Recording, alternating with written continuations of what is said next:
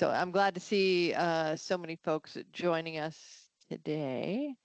And I think that my job to kind of start us off today is to share a little bit about the fact that Jennifer Lincoln will not be joining these calls for the foreseeable future, or possibly, we're kind of unsure if she'll be able to join us in the future. So as many of you know, uh, early last week, many NIOSH employees, 92%, received reduction in force letters, and Jennifer was one of those individuals. So she is currently on leave, and her position is expected to be terminated sometime this summer. And so that's a huge loss for the fishing industry and the work that we're all doing. And so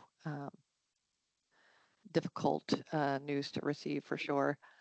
So, I've tried to keep her updated on various things that we're working on that needed to kind of be, that needed to be followed up on. So if anybody has something fishing related that, they didn't get to wrap up before she had to leave, let me know. I do know that Leanne is trying to pull together just a letter that will note the important work that was being done in the commercial fisheries sector and through the NIOSH Maritime Safety Office and Jennifer's work. So, and Leanne, I'll get back to you. And I don't know if you want to just quickly share that with anyone who might also want to sign on, but I know that was a national effort. Yeah. So if you guys have seen, especially I know some of you are not in the United States, but the Friends of NIOSH letter went out, but it had the larger focus of all the important functions that NIOSH performs for various industries in the United States. And this letter would be a focus on the commercial fishing aspect.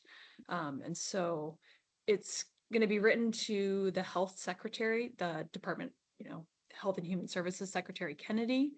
And it's also going to be a guide if our, congressional delegates want to write letters as well. And we're thinking, senators who were on board for the fish wellness bill might be interested. And in Alaska, we have all Republican delegates, and they have expressed support. So I just, like, late last night, I got some text for a news story that was I forget which news source it was, but it was in Anchorage. And so there were positive statements from Murkowski and Sullivan, which I was excited to hear. So that's just an update from just last night. So so that's the hope. And I guess, give this group a notice, or you could just put it in the chat if you'd like to be part of that letter. Yeah. So thank you, Leanne. So we're just hoping to kind of underscore the important work that that needs to still be done in fisheries health and safety, and certainly life jackets is part of that. So I don't know if anyone has questions about that. Happy to take questions. I'm not sure if I have answers, but okay. All right. So I think that we're going to get an update on the life jacket technician certificate program from John Fetterman, who John, there you are. Thank you. So I think we will let you take it away, and then I think afterwards we'll have a little time for discussion. So if as you listen to John's presentation, as questions come up, just jot them down. We'll have a little time at the end to ask questions or share our thoughts on what he's presenting. All right, John. Well, Julie, thank you. I mean, I've been a sporadic participant with the New England Center, and I'm glad to have the opportunity to talk a little bit about what the Life Jacket Association has been up to. But before I start, I'd like to introduce Steve Roger, who I invited to join the call today. Steve is the current president of the Life Jacket Association. And Steve, I don't know if you'd like to give a quick briefing on how Life Jacket Association evolved into a nonprofit and what our mission statement is all about in today's world. So originally the Life Jacket Association was the PFDMA, which is the Personal Flotation Device Manufacturers Association, and we were made up mainly of manufacturers of life jackets, components, and so on. That evolved into here several years ago to the Life Jacket Association. We are now made up of not only manufacturers, but also law enforcement, regulatory, and so on. We meet annually. Typically in the past, we have always been in the state of Florida. This year, we are going to be in Wilmington, North Carolina. So we would love to have you if you're interested in joining us. Okay. I'm gonna I'm gonna share my screen, and Steve, I hope you're gonna jump in and support me when I go off track. But All right. yeah, okay. It's not an easy task, I know. I'm gonna try to share my screen with everyone.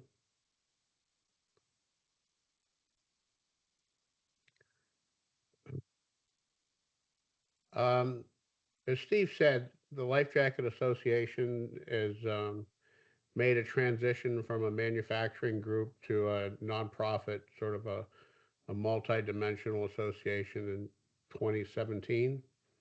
And for a number of years, as we evolved and refined the mission statement, we realized that there's a lot of information out there about life jackets, but who's better to convey that information than the people who manufacture?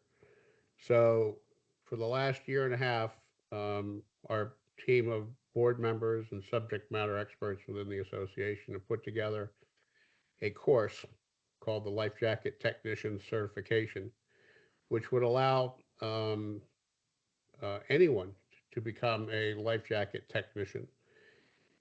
The focus of the course really is aimed towards recreational boating, and I would tell you that this is probably our first step in what we hope to be a growing program, which would include uh, much more information applicable to commercial applications of life jackets, whether it's the commercial fisheries, construction, shipping.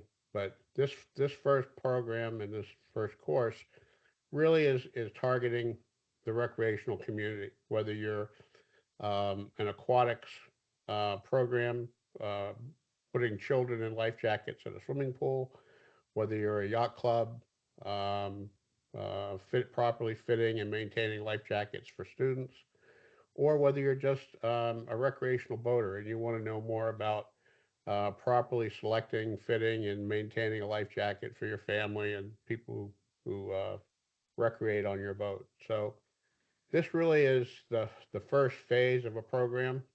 Um, when I get to the end, I'll tell you a little bit more about the length of the course and cost and how it's being delivered. But it is being delivered by Calcami. Calcami has a learning platform.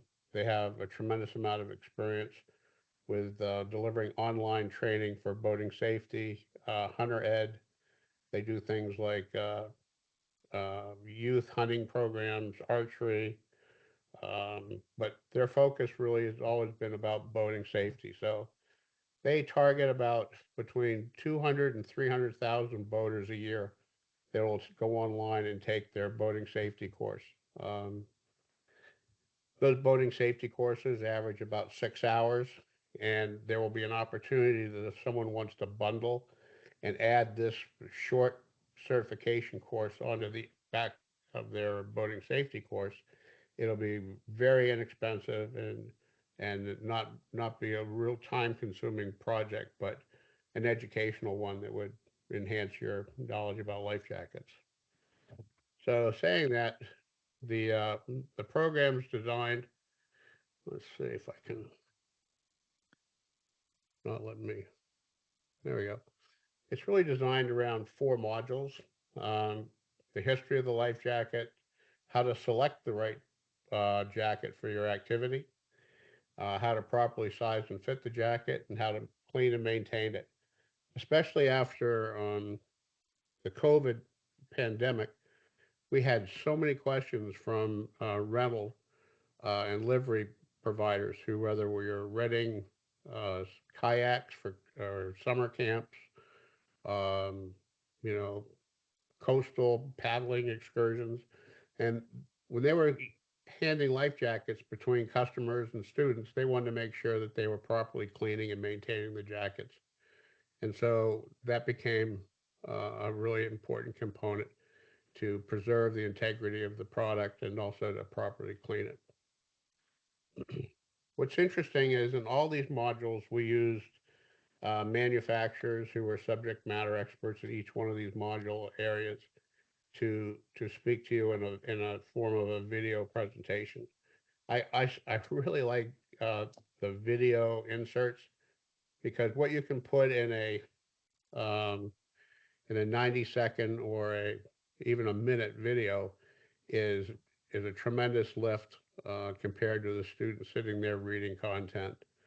Um, so we took advantage of a lot of video within the program.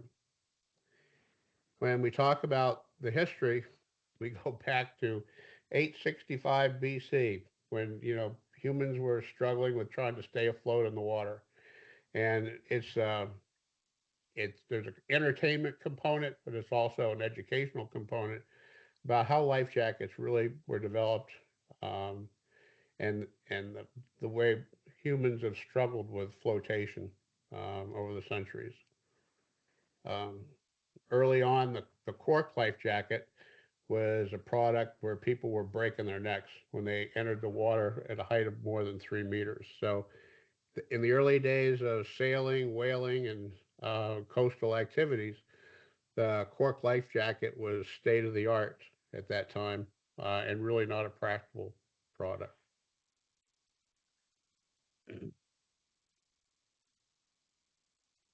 As we move forward through the development stage, the inflatable was first patented in 1928. This was the patent design um, of the first inflatable that had much more buoyancy capacity than anything on the market, more than a foam or a cork product on the market. Um, and it was being readily accepted, especially in the military and mariners who were looking for something that was less intrusive on their body. It was easy to wear, but gave them a tremendous amount of buoyancy, even in rough water conditions.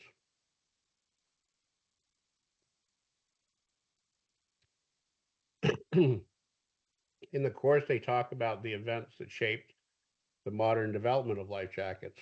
Um, the big one was when people were um, involved in a maritime disaster such as the Titanic, the number of people that actually died as a result of jumping in the water with a life jacket that broke their neck. And that helped. That was one of the foundational standards that was developed in the modern day life jacket of entry in the water at a height um, of at least 3 meters. Um, the applications of life jackets evolved rapidly in the World War II era, where pilots were downed in aircraft. They couldn't wear a bulky life jacket in the aircraft, but they could wear an inflatable, such as the original Mae West. And so those were really turning points in both standards and development of life jackets. Um, it's too bad that we do that, that we make changes and we develop products and ideas through disasters or um, other events. But, many of the laws that we know in boating and shipping now are written in the blood of people who didn't survive. So um,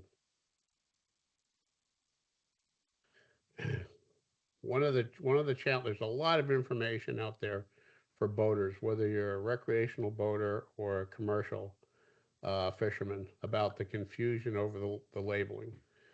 We went from a legacy label, which I refer to on the left, was commonly understood by type 1, type 2, type 3, type 4, and people had sort of a fundamental understanding of what those meant.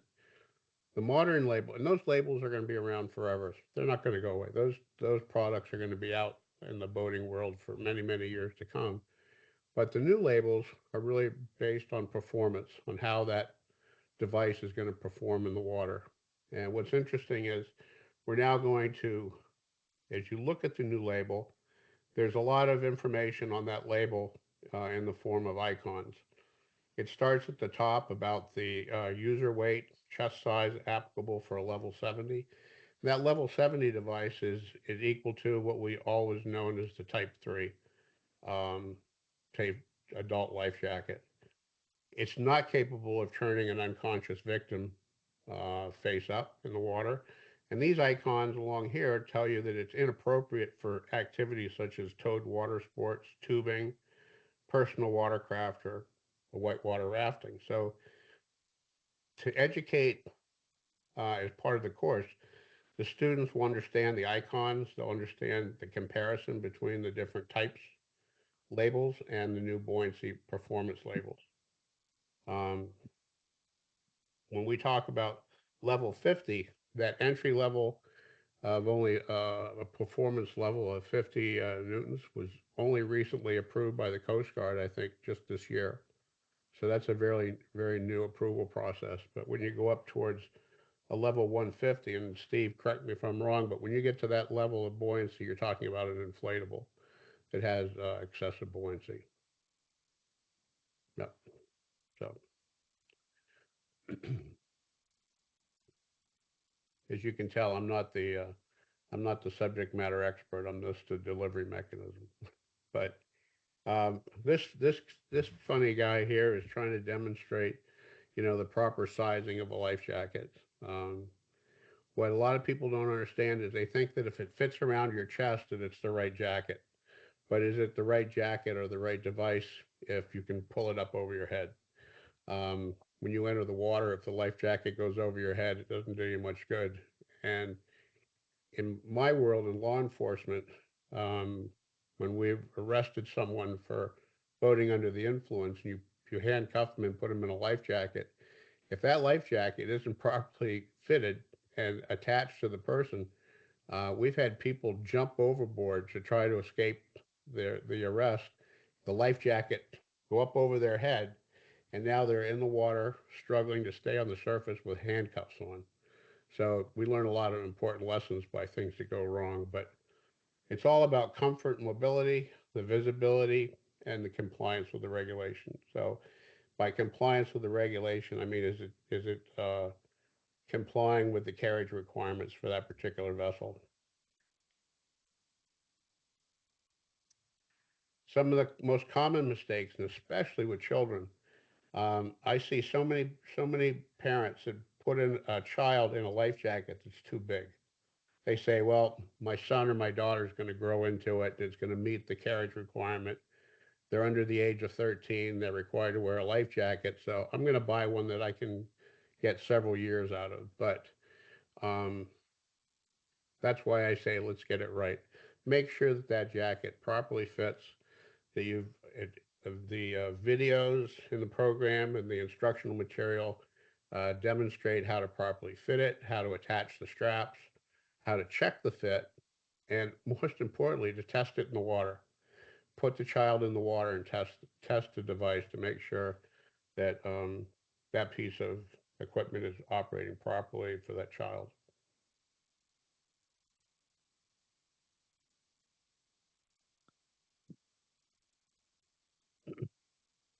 The cleaning and maintenance was especially important to all the inquiries we've gotten from summer camps, from aquatic programs where multiple students or participants are sharing, exchanging life jackets, um, especially during the COVID area. But once COVID was sort of subsided, these livery providers who are renting kayaks and renting all sorts of renting PWCs or whatever. They wanted to know that they were putting a clean life jacket on their customer, and they wanted to know how to properly clean it and maintain it. So this goes through the procedures of cleaning, maintaining, how to rearm an inflatable. Um, so many people think when you buy an inflatable and it has a inflatable cartridge, a CO2 cartridge on it, it's good for life, and it's not. Um, I had officers that had to demonstrate, um, entering the water with their inflatable at least once a year, and I can't tell you the number of inflatables that failed on entry. So it's so important to, especially in the saltwater environment, to test the equipment, inflate it, know how to rearm it with the proper device, with the proper cartridge for the device, and so that's a big piece of the educational part of this course. So the course is going to be, we've gone through a soft launch. In the soft launch, I had a number of volunteers that went through and took the course, people who had never seen the course material. And I wanted to time them to see how long it took them to take the course, but also wanted their feedback. And most of the people that I asked to go through the soft launch were educators, people who were teaching boating safety programs, school programs, um, developing course material for other types of activities. And so it sort of let people take a look at it outside of um, the microscope that we used in developing it. So you have people who developed it that know so much about building a life jacket, um, how to make and design jackets for the activity, how to design and make products that people want to wear. And then you compare it to educators who are trying to convey that adult learning um, criteria and message to the student. And we got a lot of great feedback, and we made some adjustments. And all that feedback, when adjustments have just gone through final edits with Calcami, and we're going to be formally launching the program in May at our annual conference in Wilmington. And so all the attendees from that conference for the annual Life Jacket Association will have the opportunity to take the course for free. And they'll actually be given time to take the course. It takes about 90 minutes. They'll have the opportunity to take the course, and they'll leave the conference with a certificate as our first life jacket technicians and as our ambassadors for the program as they leave the conference. So I'm glad to see Ann back us on the show today, but that's my story and I'm sticking to it. So um, any questions? That's great, John. Thank you so much for that uh, great overview. Um, any questions from the group? I have a quick question.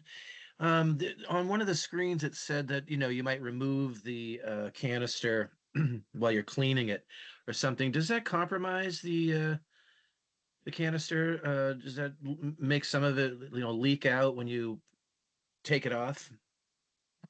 I'm going to let Steve answer, but my quick answer is we don't recommend using that same canister once you remove it.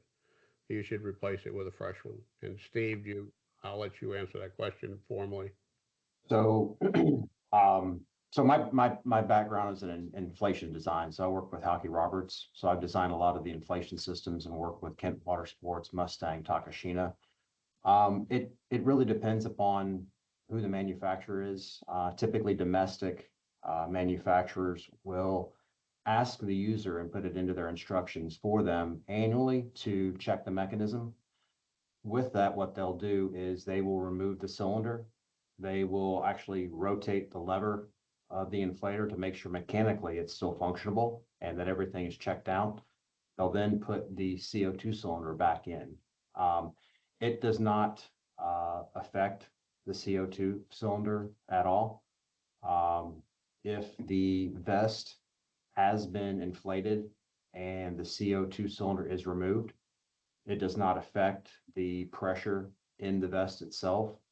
There is a check valve in the inflator itself, as well as on the manifold that connects the vest to the inflator. So there's a redundancy built in there to prevent it from leaking. All right, thanks. Yeah. And the only other thing I would add from what John has presented here is that the nice thing about this program is that it, you know, for the student, it not only gives them kind of a good technical background on the types of vests that are out there, how to care for them, the sizing, how to use them, but it also gives them a full background on where we are, how we got to where we are today with the life jackets, and a nice history of how these evolved, how standards have evolved, and why they've evolved.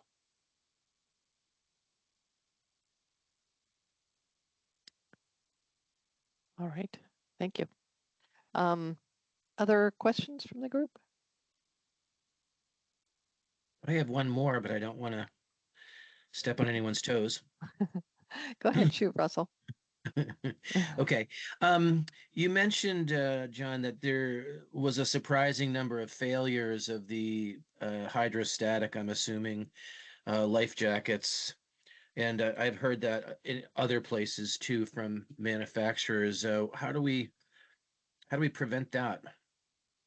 In my experience, especially with officers that are wearing an inflatable day in, day out, they're wearing it every day as part of their uniform. It's a lack of maintenance. They're in a saltwater environment. Um, they put it on and go to work every day. If and usually it's not so much the failed mechanism, it's the fact that they've failed to maintain it. It's all crusted up, and um, you know, sometimes a simple cleaning would have prevented the failure. Hey, John, this is Len from Kent. Wondering if I can add to that a little bit. Sure. Um, I totally agree with what you just said, John.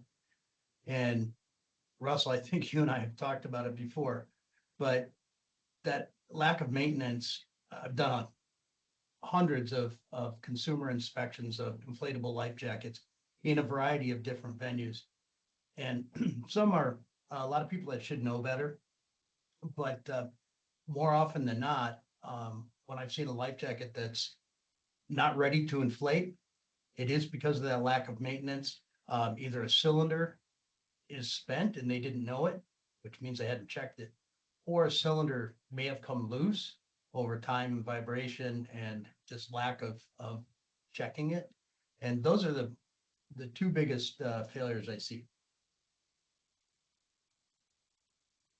Yeah, a colleague of ours sent a story about a vessel sinking in New Zealand, and there were 5 deaths related to that sinking. And interestingly, it was the 5 of the 11 individuals on the boat were under the hull, in the airspace underneath the hull. All of them had life jackets, so that was not the cause of their death. But what they said was when they went back to look at the life jackets, um, 6 had not met the servicing requirement that's set out in the maritime rules. And they're not clear about what requirements were not met, but they did point out that the CO2 cylinder on one had corroded to a point where there was significant pitting and possibly would have led to the canister failing in the, so that it wouldn't deploy. But yeah, I mean, I think that's something we hear over and over again, right? Is maintenance is so important, and we still see evidence of the fact that people are not paying attention to that. So maybe something for a future initiative. I also wanted to, I'm sorry. okay. I was just going to mention the chat as well, but go ahead, John, and then we can get to the questions in the I was chat. just going to quickly mention that the Coast Guard is extremely concerned about the hazard associated with auto inflators in a vessel that's overturned. They've been doing studies about, crew members trying to egress out of an overturned boat with an inflatable, and it's almost impossible. So they're experimenting with actually neutrally buoyant life jackets just for that reason. And the Yeah. neutrally buoyant products will not be Coast Guard approved, but in certain applications, it might be the right choice for Yeah. the activity.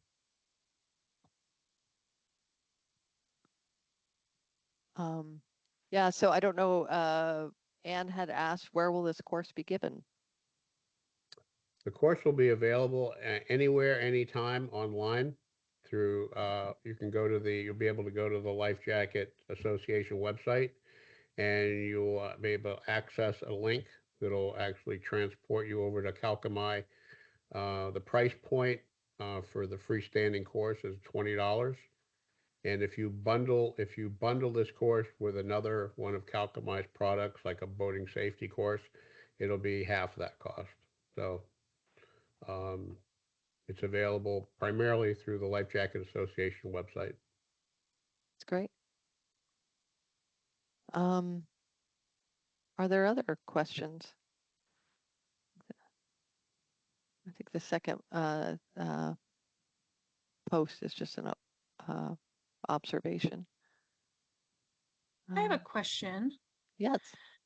So when you're looking at, the old and the new life jacket certification system, are you seeing from different states, basically that regulations are not caught up with the new labeling system?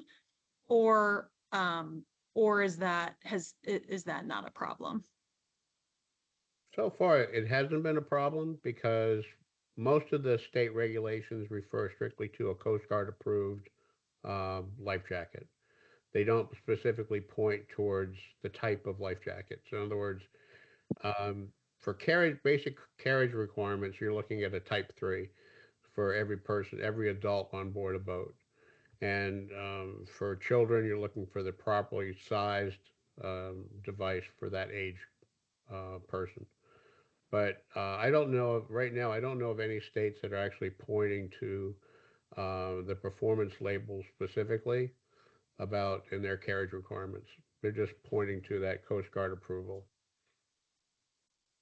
Yeah, I mean, in Alaska, it seems fine with the new system because it's, having an approved life jacket, for the intended activity. So that's perfect with the new system.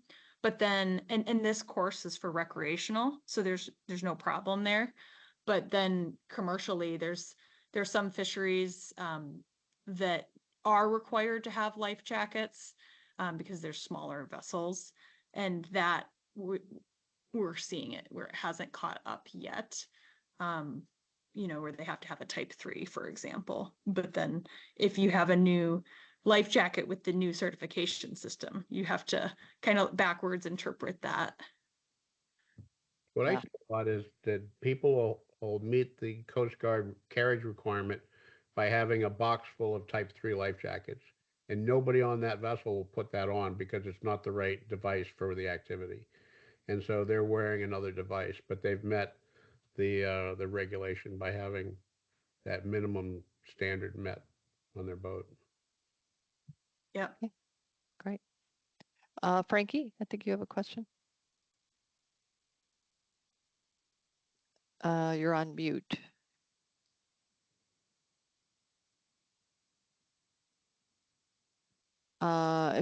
Frankie, you could also type your question in the chat. We can read it off if you'd like.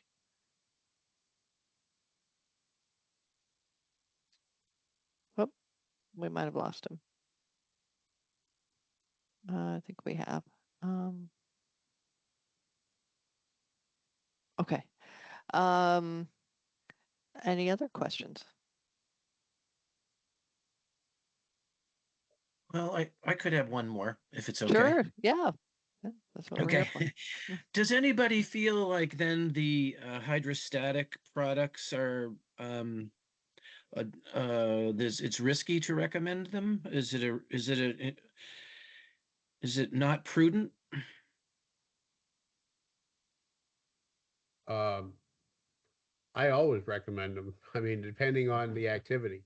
Um, somebody, if the alternative is you're willing to wear an inflatable when you're not willing to wear a you know a traditional vest because it's bulky, because it's hot, because it's doesn't fit, I'd much rather see someone in an inflatable than not.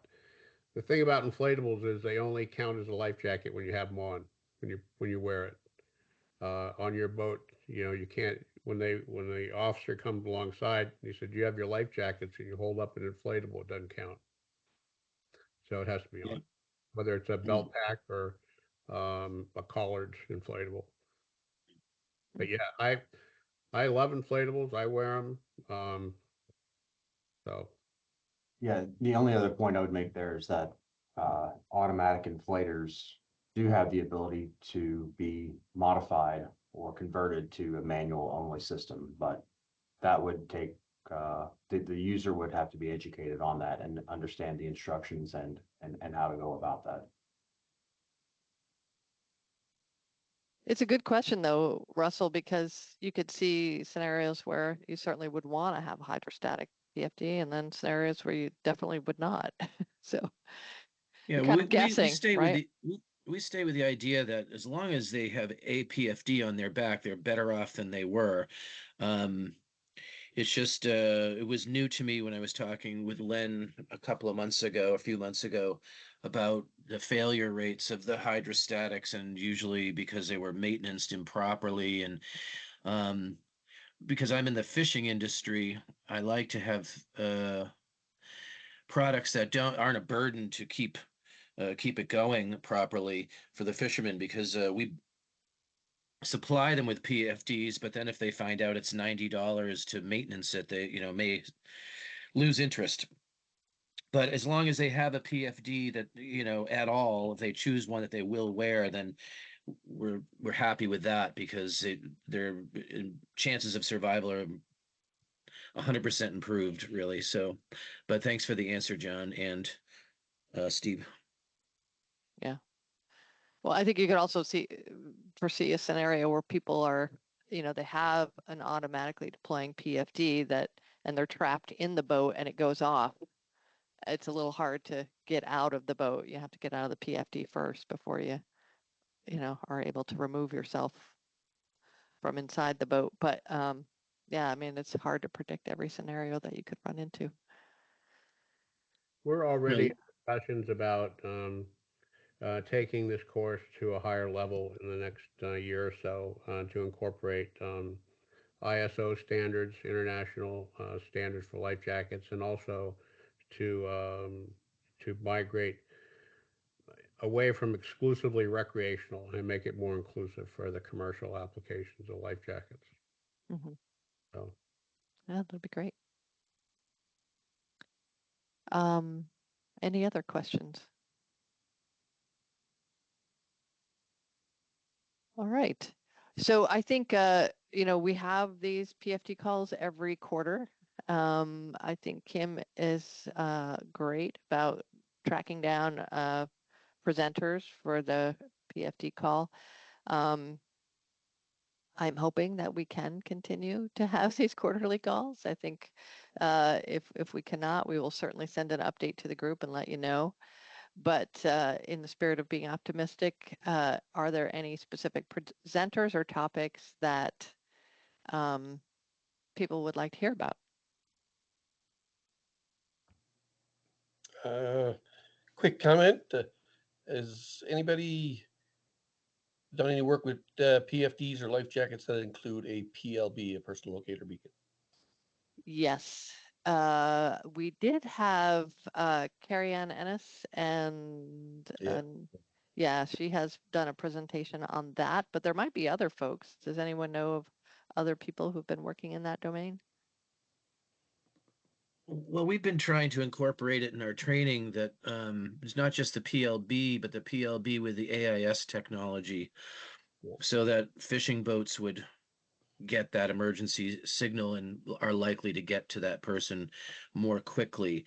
Our own fishermen that are also in our training program are wearing those AIS PLBs inside their life jacket, and they are using inflatables as well. The Mustang is used by one person, and a Kent product used by another, which is a manual plus a dissolving pill version. So we're trying to reach out and see if we can find, this is with you, Julie, I'm sure, some funding to see if we can get these on, get these at a discounted rate for fishermen, because it seems like the combination of a PFD and the PLB with the AIS is a winning combination. Oh, for sure. No doubt about it. So I don't know, Russell, would FPSS be willing to talk a little bit about the work that, because I think, as I mentioned, Carrie Ann Ennis has done a presentation on this, but I don't know that they have as much knowledge on the application of this in the fishing community, which, FPSS could, you know, obviously speak to more. For example, what are the questions fishermen have? How does it, what are the benefits? What are the challenges? Things like that. So I don't know if you guys would be willing to present, but Probably. I can't speak for everybody because I think I'm the only one here today. Is that right? yeah, I think so. And you guys, I know you're headed into your training season, so that could Oh, we're in impact the things. middle of it. Yeah. We're heading to Maine Saturday. We'll be on a boat for 7 days, going to the islands, uh, teaching first aid. So it's really been an exciting season. They're very different. Yeah, terrific. But yeah, I guess we just have to check with you on the dates then. Yeah. So dates and okay. Okay. All right. Kim, do you have any other questions for the group? Anything housekeeping? Yeah, I would just say great job. John, thank you so much for presenting. The other thing is, since I did move this call to keep us on schedule, our next call would be June 4th. So I know you mentioned it's a quarterly call, but this one was a little bit off schedule. So that's what we're looking at timeline wise. Okay. All right. Well, I think great, as Kim said, great presentation, John, and thanks for giving us an update on what's happening with your group. And I guess we will hope that we'll be in touch again on June 4th. And Russell, if you have a second, I'm wondering if you could stay on. I have a FPSS question for you. Sure. Yeah. Thanks, everyone. Thanks, everyone.